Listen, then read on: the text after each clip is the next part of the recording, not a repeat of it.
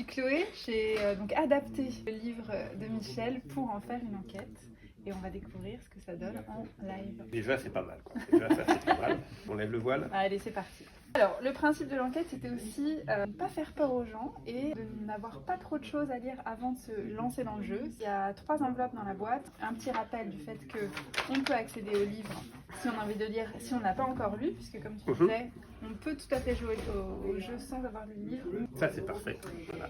On a une première enveloppe qui va juste indiquer ce qu'il faut faire. J'attends effectivement des enquêteurs, beaucoup d'astuces, un peu comme quand on lit un de mes romans, où il faut de l'astuce pour trouver le coupable. Et le principe du jeu, ça va être d'avoir accès à un dossier d'enquête inachevé. Et l'idée, ça va être de reconstituer soi-même tout ce qui s'est passé, comprendre un peu l'histoire et parvenir à avoir une intime conviction sur le ou la coupable. Donc là, le principe, c'est on étale tous les documents, on se met à 4 ou 5 et on lit tout, on se coordonne comme le ferait une équipe de police. Quoi. Exactement, il n'y a pas d'ordre, c'est comme dans la vraie vie, c'est-à-dire qu'il va falloir prendre par petits bouts et essayer de reconstituer tout soi-même avec ses amis. Moi, je suis très impressionné, c'est par le matériel. Alors, par exemple, on a une carte postale avec toute une lettre à lire. On a Legs et Donations, la Fondation Robinson, qui m'a l'air un peu louche.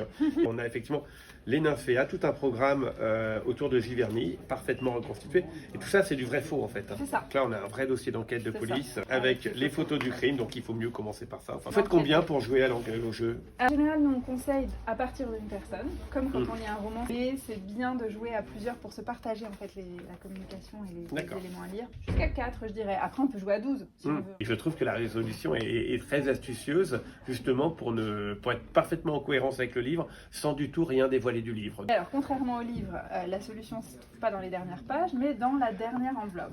On garde scellé, bien évidemment, pour ne pas avoir la tentation de découvrir trop de choses au début.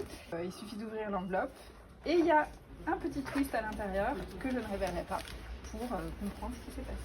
Bah, bravo Chloé, moi je suis très fier parce que c'est une déclinaison de Nymphéa Noir. Il n'y a plus qu'à enquêter.